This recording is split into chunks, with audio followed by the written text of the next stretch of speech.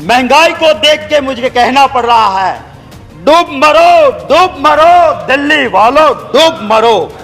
जब 400 रुपया गैस का सिलेंडर था तब एक मंत्री वीरांगना हो जाती थी और गैस के सिलेंडर पर चढ़ बैठती थी। लोग पूछते हैं वो मंत्री जी कहां है?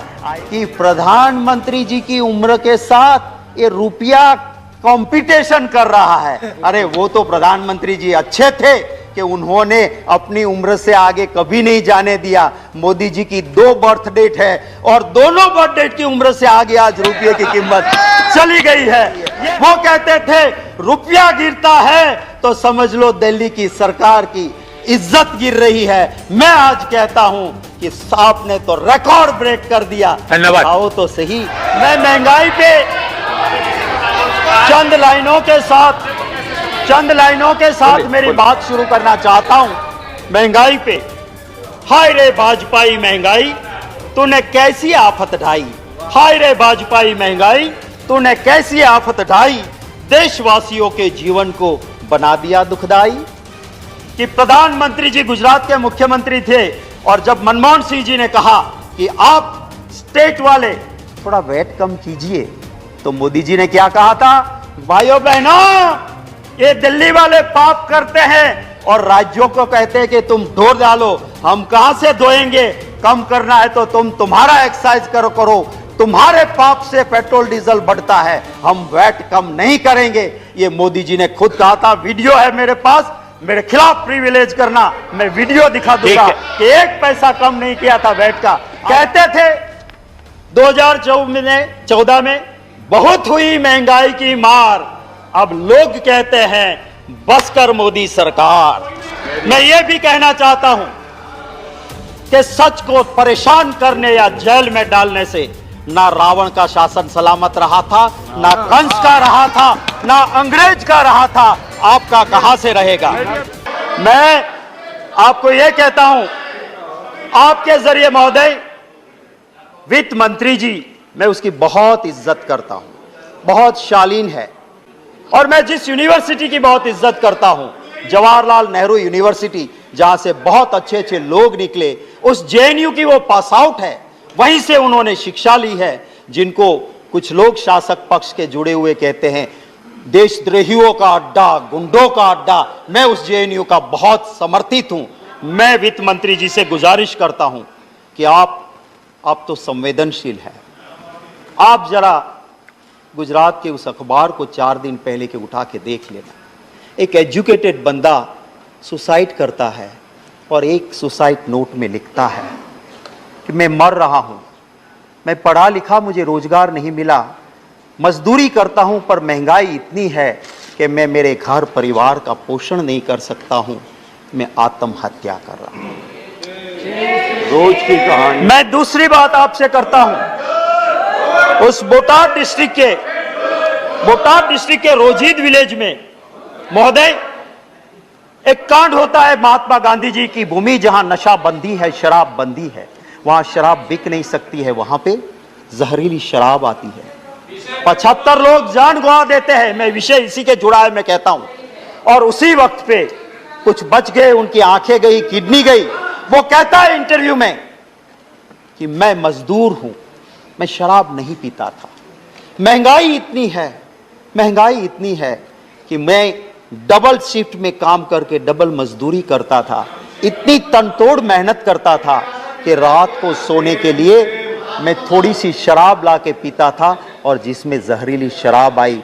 मैं आपके जरिए वित्त मंत्री जी से गुजारिश करूंगा कि प्रधानमंत्री जी तो अबे गए, वो वहां रोजीद नहीं गए थे, उन गरीब के आंसू पहुंचने नहीं गए। वित्त मंत्री जी आप पधारो, मैं आपके साथ चलूंगा, हम दोनों जाएं और उसके घर के लोगों के आंसू देख के फिर आप स्वीकार करना कि महंगाई है कि नहीं, और हम दोनों जाए और वो परिवार कहे कि महंगाई नहीं है। मैं आपसे और इस हाउस से भी माफी मांगूंगा कि मैंने जो भाषण दिया था वो मैं विड्रॉ करता हूं और माफी मांगता हूं। हकीकत तो ये है कि लोग बहुत परेशान हैं।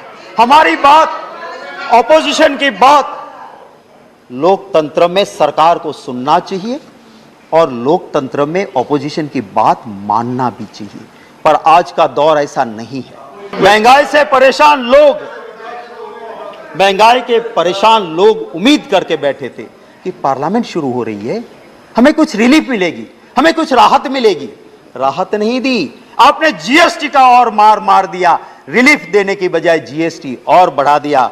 और किन चीजों पे बढ़ाया आपने? जो सामान्य नागरिक खाता है, आम नागरिक, curd, lassi, butter milk, paneer, rice, wheat, muri, jaggery, natural Honey.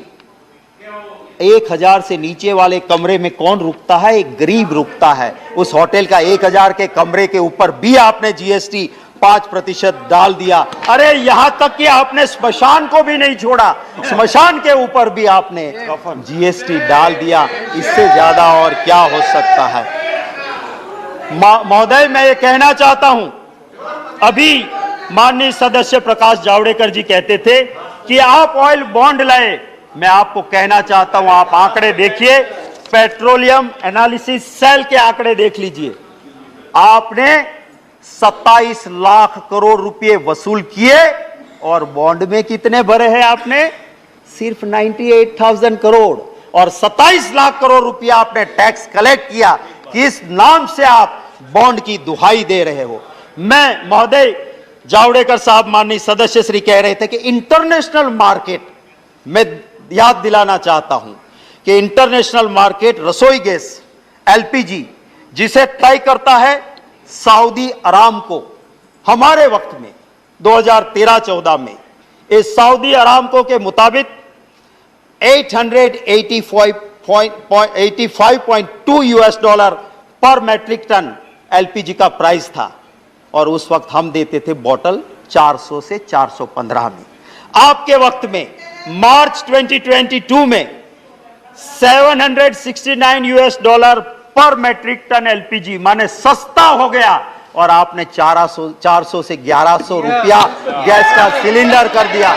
जब प्रधानमंत्री जी मनमोहन सिंह जी थे, महंगाई के लिए डॉलर की कीमत और रुपये को साथ गिनते हुए मोदी जी ने कहा था कि प्रधानमंत्री जी की उम्र के साथ ये रुपया कंपटीशन कर रहा है। अरे वो तो प्रधानमंत्री जी अच्छे थे कि उन्होंने अपनी उम्र से आगे कभी नहीं जाने दिया। मोदी जी की 2 बर्थ डेट है और दोनों बर्थ डेट की उम्र से आगे आज रुपये की कीमत चली गई है। ये हकीकत है। वो कहते थे रुपया गिरता है तो समझ लो प्रधानमंत्री गिर रहा है, उसकी इज्जत गिर रही है। वो कहते थे रुपया गिरता है तो समझ लो दिल्ली की सरकार की इज्जत गिर रही है। मैं आज कहता हूं कि आपने तो रिकॉर्ड ब्रेक कर दिया। दिखाओ तो सही कि कौन गिर रहा है आज के देश में, वो दिखाइए तो सही।